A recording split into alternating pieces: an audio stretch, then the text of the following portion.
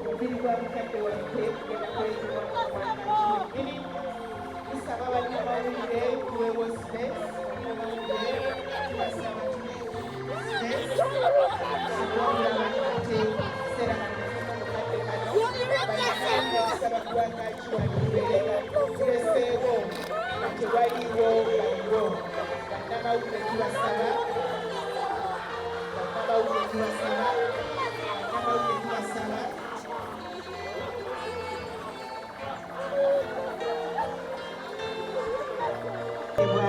mukadde waffe tusaba space ebeere nga weeri ate nga n'emmeeza eyirira essenga nayo esaasobola okuba nga erabika ku budde buno.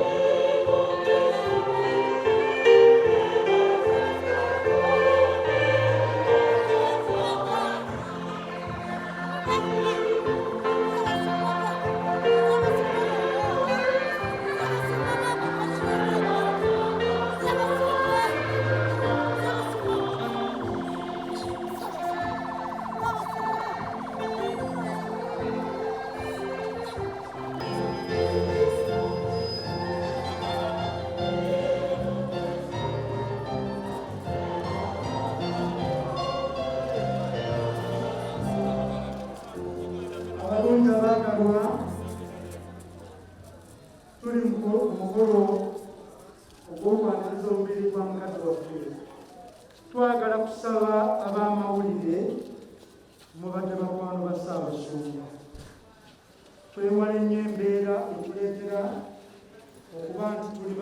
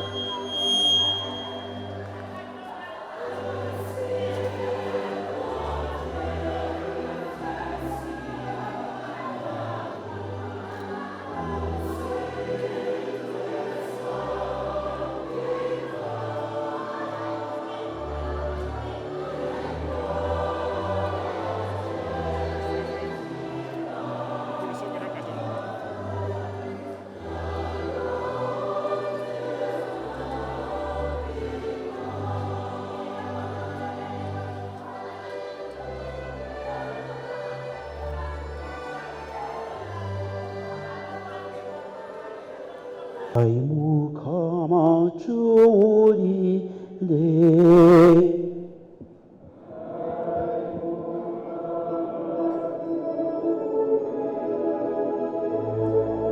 ai Mukama Katonda waffe yaniriza omugenzi ono anti wayiwa omusaayi gwo okubeera ye.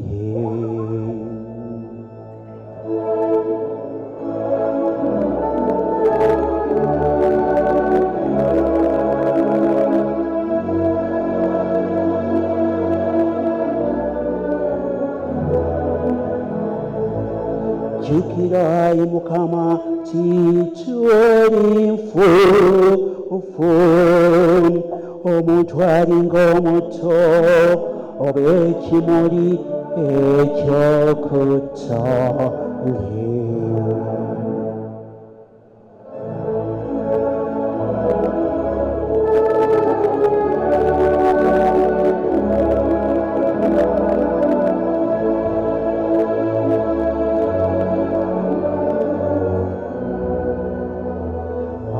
Mukama eribe lyange bikongo nswala mu maaso go naye ggwe oli wakiisa.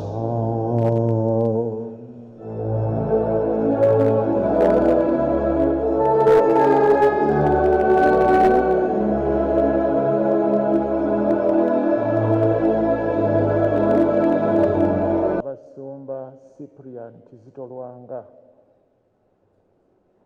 agenze amangu bw'ati. Tusaba Omukama abagumye.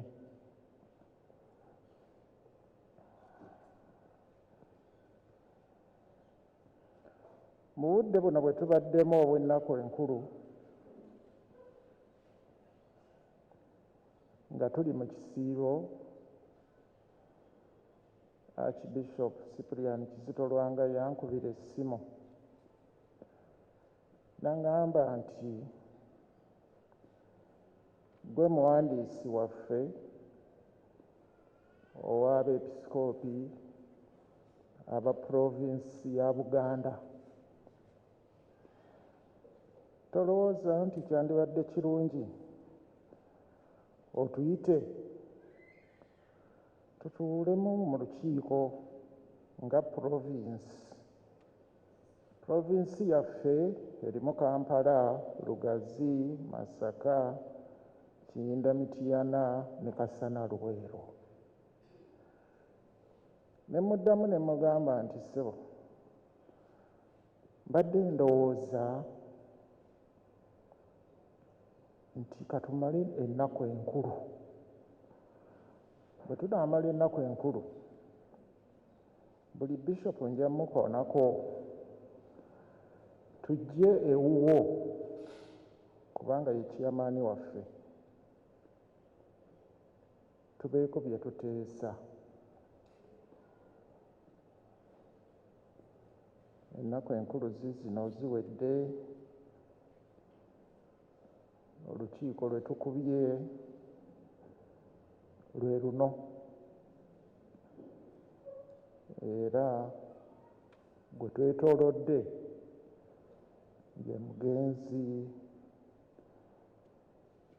Ssaabasumba Cyprian Kizito Lwanga. Ssaabasumba ono abadde muyigiriza ekigambo kya Katonda ng'akiwanga bwe kiri. Omukama Katonda amuyise mu budde obw'amazuukira.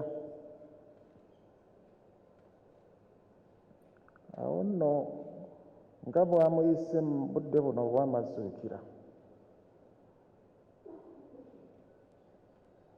katumukwase Omukama amuwe obulamu obw'amazuukira, obulamu obutaggwaawo.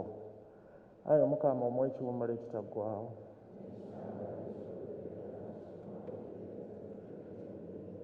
Naye gy'abakkiriza Katonda agikwatire ekisa agiwe ekiwummulo eky'emirembe.